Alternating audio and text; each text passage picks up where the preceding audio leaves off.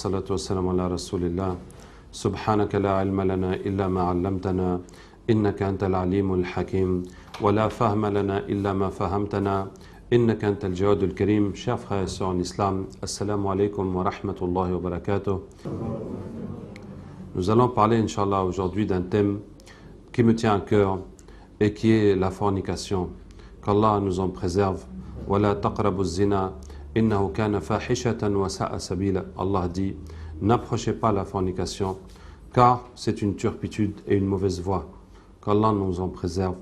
Et j'aurais préféré ne pas avoir à en parler des choses honteuses, mais malheureusement c'est la réalité qui me pousse et qui me force. Et la réalité que j'ai eu à discuter avec plusieurs personnes qui me parlaient de ça d'une façon complètement banalisée, et vraiment c'est quelque chose de choquant, en tout cas choquant pour moi, à quel point les gens prennent ça à la légère. Bon, je vais dire l'exemple d'un frère à qui j'avais en consultation et je lui demande s'il est marié, alors il hésite, il tergiverse, il ne sait pas quoi me dire. Je dis, mais tu es marié ou tu n'es pas marié? Il dit non, il vit avec une femme, ils ont des enfants, il a 2 enfants qui vont à l'école, mais il n'est pas marié. Je dis, mais comment ça se fait? Il dit, ben il n'a pas l'argent. Je dis, l'argent? Mais tu payes ton loyer, tu payes ton électricité, tu payes l'école des enfants. Il y a quel argent encore? Il y a besoin de quel argent encore? Non, qu'il n'a pas l'argent de quoi célébrer le mariage. Et je lui dis, bien, eh ben, tu n'as qu'à venir avec ta femme et la famille. Nous, on va célébrer le mariage pour toi sans aucun argent, sans dépenser 1 franc. Quand même, on a cotisé un peu pour acheter quelque chose à manger et puis un gâteau pour que ça fasse quand même une fête. Mais ce qui est inconcevable, c'est qu'au vu et au su de tout le monde, de toute la famille, de tous les frères et sœurs, de tous les parents, et voilà, ils sont comme ça à vivre dans le péché, et puis la vie continue, et les enfants grandissent, et puis ça ne semble pas déranger qui que ce soit. Qu'Allah ait pitié de nous. J'ai eu plusieurs fois des cas comme ça. Je vois encore une dame qui vient, qui dit, voilà, je n'arrive pas à me marier, je n'arrive pas à avoir des enfants. Je lui dis, mais puisque tu n'es pas marié, tu essaies quand même d'avoir des enfants? Elle me dit, oui, je veux au moins gagner un enfant, mais j'ai tout fait, je n'arrive pas à avoir un enfant. La hawla wa la quwwata illa billah. Que ce que cette femme a pu faire dans le désespoir de gagner un enfant, même si elle n'a pas de mari. Vous voyez? Mais parler de ça d'une façon vraiment...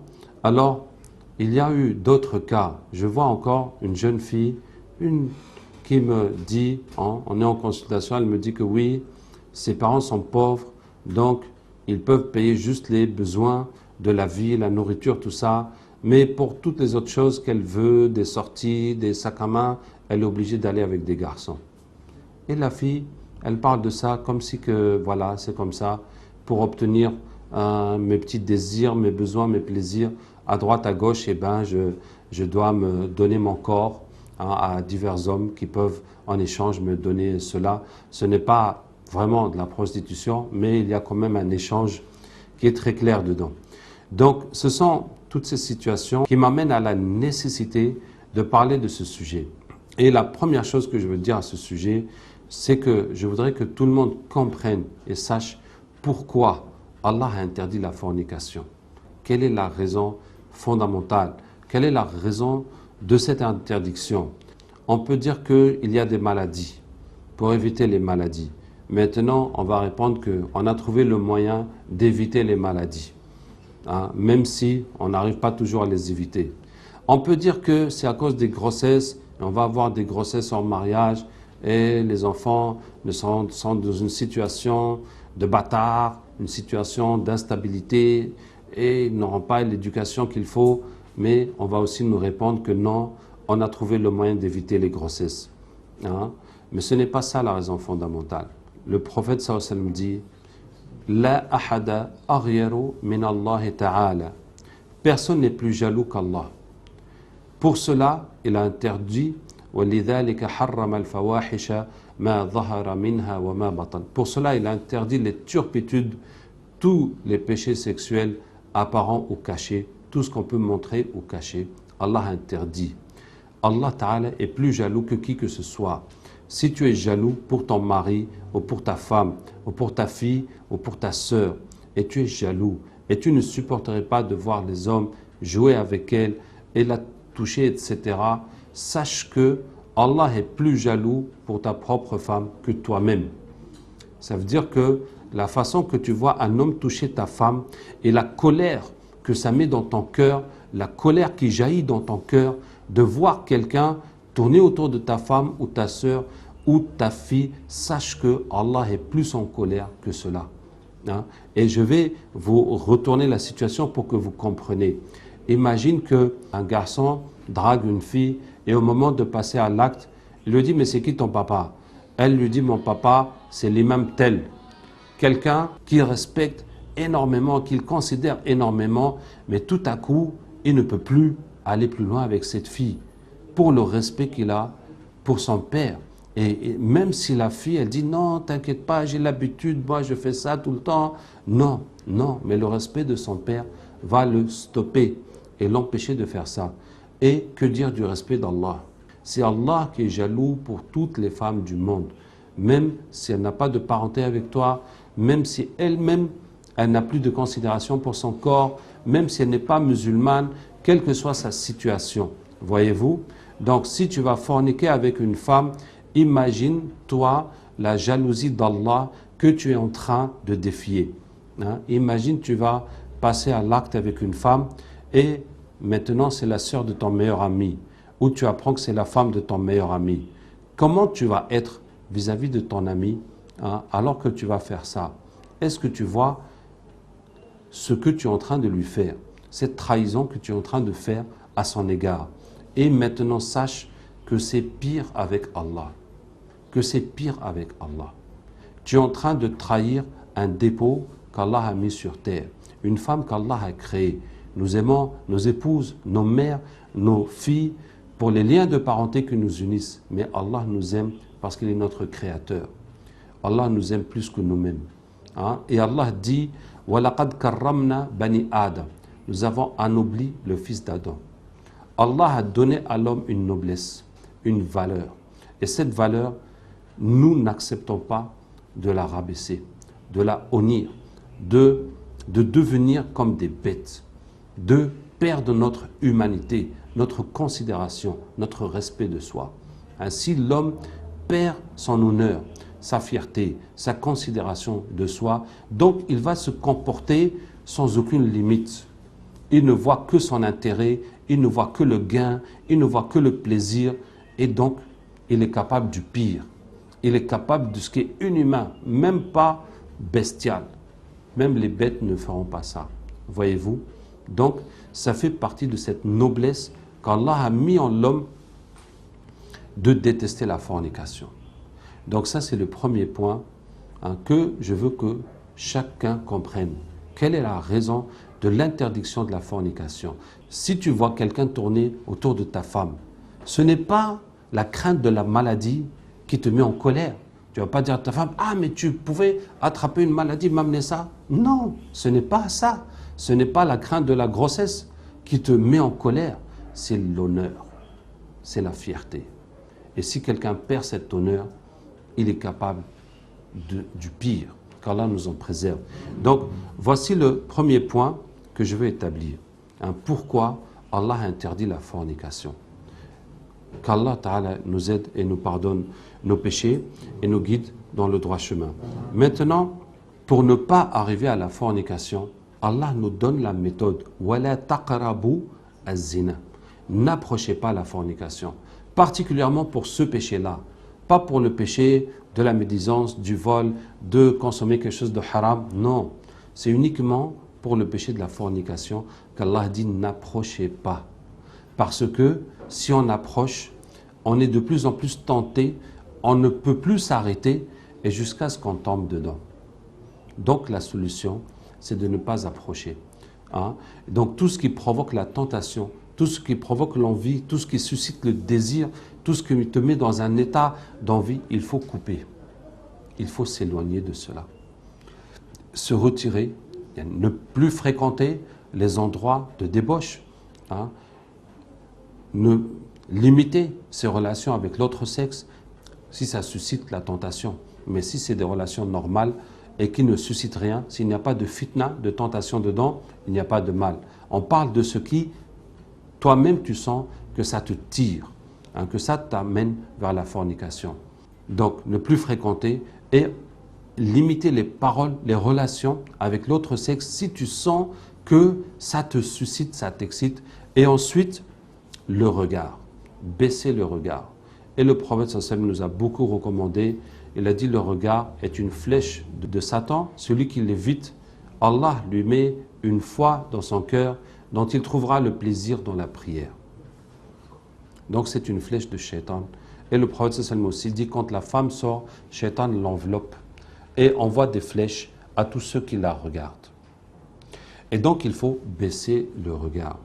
Alors pour baisser le regard, je vais vous donner un conseil. Chaque fois que vous voyez une femme mal habillée, d'une façon provocante, d'une façon qui vous touche, priez pour elle, pour qu'Allah la guide, pour qu'Allah lui pardonne. Hein, ne la maudissez pas, ne dites pas des mauvaises paroles. Priez pour elle. Ça pouvait être votre sœur, ça pouvait être votre mère, ça pouvait être votre femme, ça pouvait être votre fille. Hein, même si elle n'est pas musulmane, priez pour elle. Puisque le prophète sallallahu alayhi wa sallam a dit, quiconque parmi vous voit un mal, qu'il le change par sa main, s'il ne peut pas par sa langue, s'il ne peut pas par son cœur, et telle est la foi la plus faible. Et en voyant cette femme, est-ce que tu peux changer ça par ta main? On ne peut pas. On ne peut pas venir forcer les gens à s'habiller autrement. Est-ce que tu peux changer par ta langue? Si tu peux, vas-y. Si tu peux lui parler d'une façon positive et gentille, hein, vas-y. Et sinon, au moins par le cœur. Donc, le fait de prier pour elle, ça va préserver ton cœur. Et ça va t'aider à te rappeler d'Allah et à baisser le regard. Et il faut savoir que si on regarde les femmes avec envie, plus on regarde, plus on est tenté et plus on ne peut plus contrôler son regard. Et plus on s'abstient de regarder, moins on est tenté jusqu'à ce qu'on ne remarque plus et qu'on ne sente plus. Donc il faut se désengager du regard jusqu'à ce qu'on ne sente plus cette attirance et cette envie, cette pression et qu'on puisse baisser le regard sans problème. Et ensuite, une fois qu'on a baissé le regard, c'est la pensée. Il faut contrôler ses pensées. Et beaucoup de gens se disent, moi au moins, je me permets de fantasmer, je me permets d'imaginer des choses avant de dormir, puisque je ne commets pas l'acte et je ne touche pas les femmes, je ne vais pas danser, je ne fais pas autre chose. Donc au moins, je vais laisser mon esprit vagabonder et imaginer des choses. Alors, on n'a pas de péché à imaginer, mais tu as donné ton esprit à Shaitan. Ça veut dire que toi, tu veux voir, Shaitan te ramène des films, des mises en scène, etc. Et tu aimes ça, et Shaitan va te faire un lavage de cerveau. Ce qui fait qu'après, à tout moment, Shaitan peut te sortir ces images, même si tu es en prière, dans n'importe quelle situation, puisque c'est toi-même qui lui as donné l'accès dans ton cerveau. Donc le fait d'imaginer aussi, ça va perpétuer la tentation qui est en toi et tu vas avoir ce besoin, ça va accaparer ton cerveau d'une façon permanente. Hein? Et il suffit aussi de savoir que tu aimes ce qu'Allah déteste. Et ça, il faut apprendre à aimer ce qu'Allah aime et détester ce qu'Allah déteste. Pas seulement éviter, laisser ce qu'Allah déteste, mais toi-même le détester. Par exemple, si on ne boit pas l'alcool, parce qu'on n'aime pas.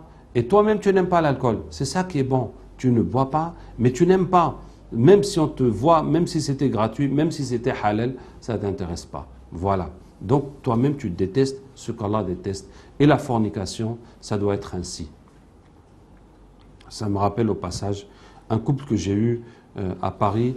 Donc, c'était un Arabe avec une Française qui vivaient ensemble dans le zina. Et l'Arabe lui faisait la da'wa, lui parlait de l'islam et lui expliquait que le zina c'est haram. Et il lui a si bien expliqué pourquoi le zina est haram alors qu'ils vivent dans le zina que la femme a dit que non, maintenant il ne faut plus qu'on fasse ça jusqu'à ce qu'on soit marié. Donc elle était convaincue avant lui alors que c'est lui qui l'a prêché. Et la même nuit, elle a fait un rêve. Elle a vu un spectacle horrible d'hommes et de femmes qui étaient nus, qui étaient brûlés, qui étaient torturés, quelque chose d'horrible. Et le lendemain, ils sont venus me voir pour se convertir et aussi pour se marier. Et je lui dis que ce qu'elle a vu, c'est ce que le prophète sallallahu alayhi wa sallam a vu dans son rêve. Parce que le prophète sallallahu alayhi wa sallam a fait un long rêve, et dans le rêve, il a vu des hommes et des femmes nus dans un four, et le feu venait les prendre par en bas, ils essayaient de s'enfuir en haut du four, et puis le feu se retirait, etc. Et c'était les fornicateurs et les fornicatrices. Donc, je lui dis, puisque tu as cru en la parole d'Allah, combien la fornication est mauvaise, Allah t'a montré pour que tu sois vraiment convaincu et que tu saches. Allah t'a montré quelle est la réalité de la fornication, qu'est-ce que ça va te donner. Maintenant, je vais parler de l'alternative qui est le mariage. Et la solution de la fornication est de faciliter le mariage.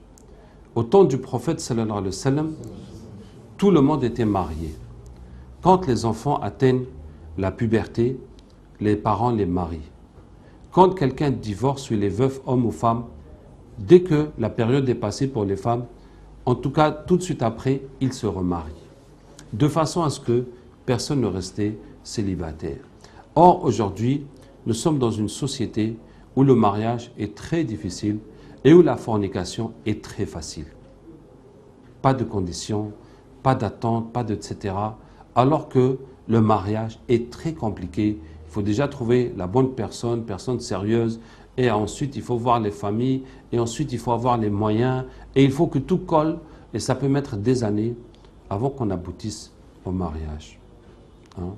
Et ce que je veux dire, c'est que si on ne peut pas empêcher les gens de forniquer, nous avons le devoir de faciliter le mariage. J'invite tout le monde à méditer cette parole d'Allah, wa ankihu al-ayama minkum.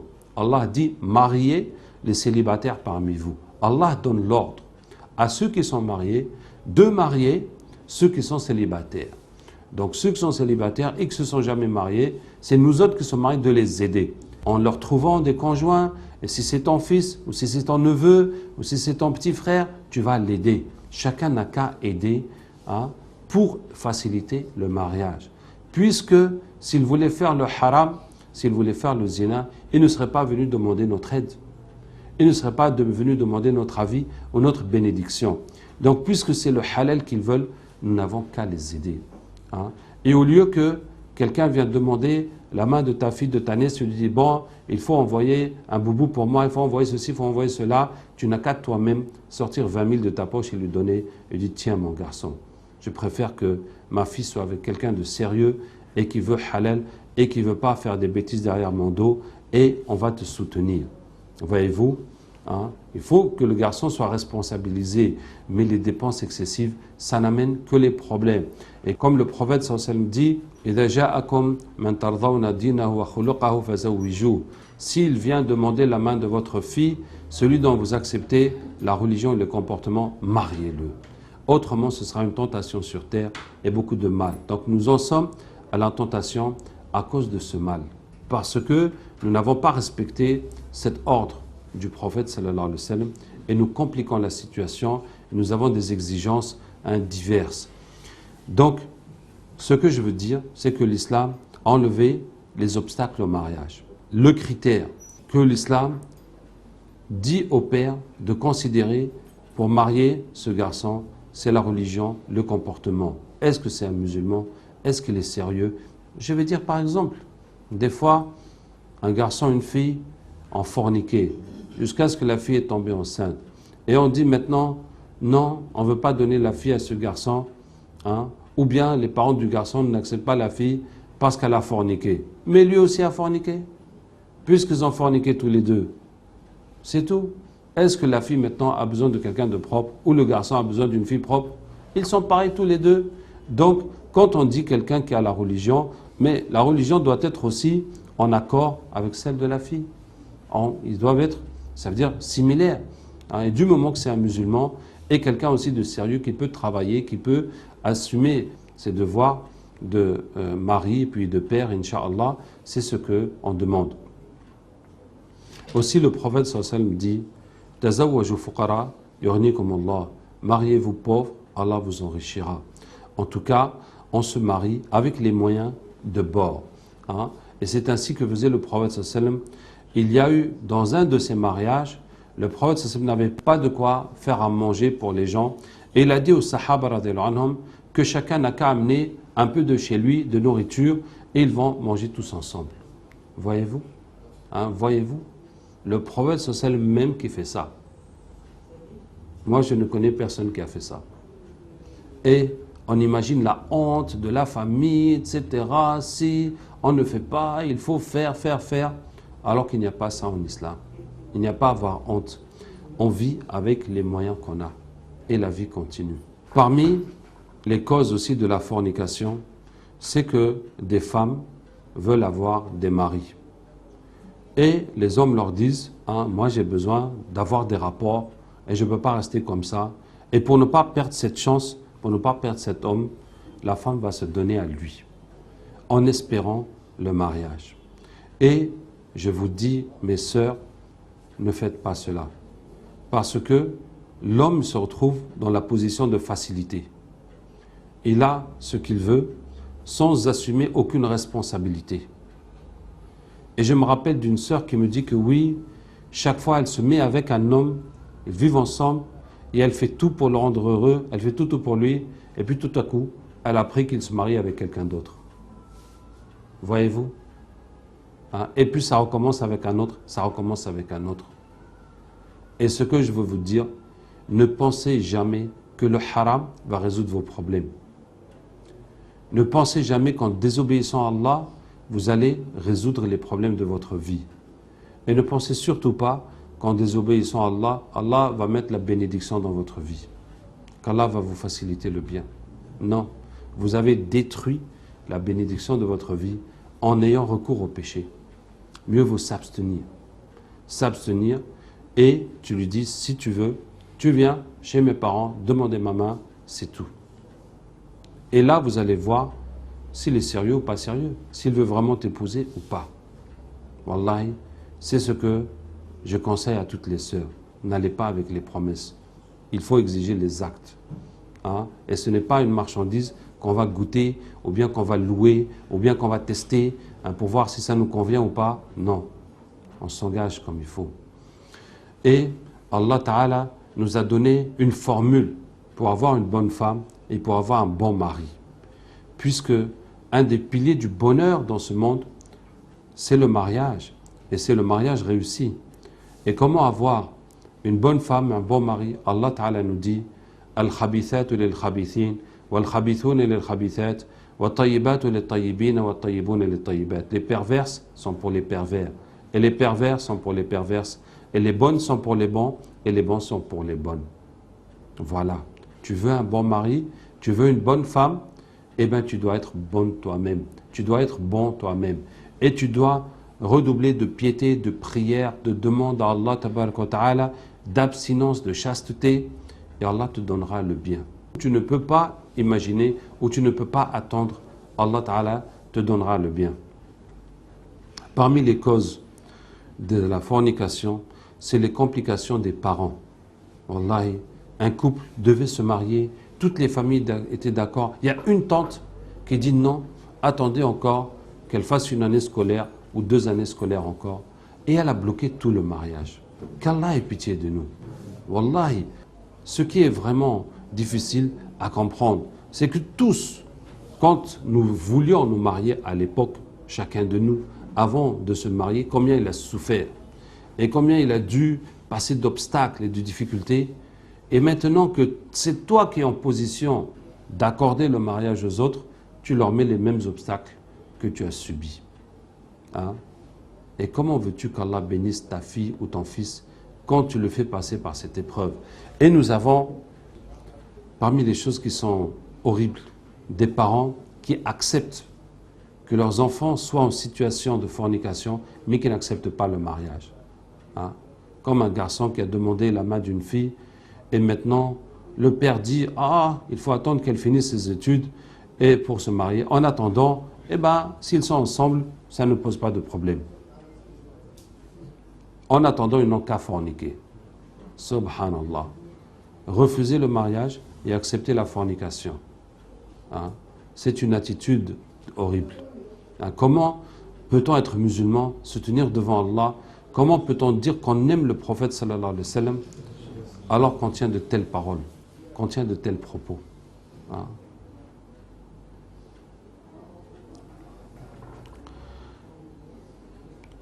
parmi les causes qui incitent les gens à la fornication, il y a aussi la jeunesse de l'âge et l'impossibilité de se marier pour des étudiants. Nous sommes dans une société qui repousse l'âge du mariage du fait des études, du fait de la difficulté à trouver des emplois, etc. Et la solution, en tout cas, les gens vont dans le haram.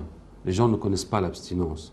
Donc la solution, si mon fils ou ma fille et ton fils, ils sont dans cette situation, nous autres les parents, nous n'avons qu'à les prendre en charge et les encadrer et les aider et leur faire un mariage et les garder encore dans nos maisons jusqu'à ce qu'ils soient en âge de voler de leurs ailes. Puisque le zina, très souvent, est un fait accompli. Nous sommes devant la situation et donc devant une telle situation, la solution est de régulariser la situation en procédant à un mariage et en encadrant ce couple, en les soutenant financièrement et puis en les aidant à ce qu'ils continuent leurs études et qu'ils volent de leurs propres ailes.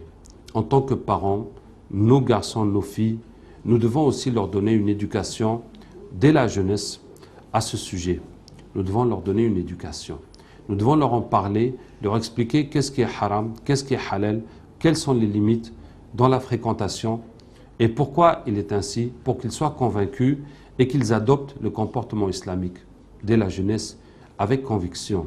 Et si nous faisons la politique de l'autruche et nous refusons de leur dire quoi que ce soit, c'est dans la rue qu'ils vont apprendre, qu'ils vont trouver leurs références, dans les films aussi, dans la télévision, et puis dans l'école, dans un enseignement qui enseigne uniquement comment éviter les grossesses, comment éviter les maladies, et qu'en dehors de ça, on peut faire tout ce qu'on veut.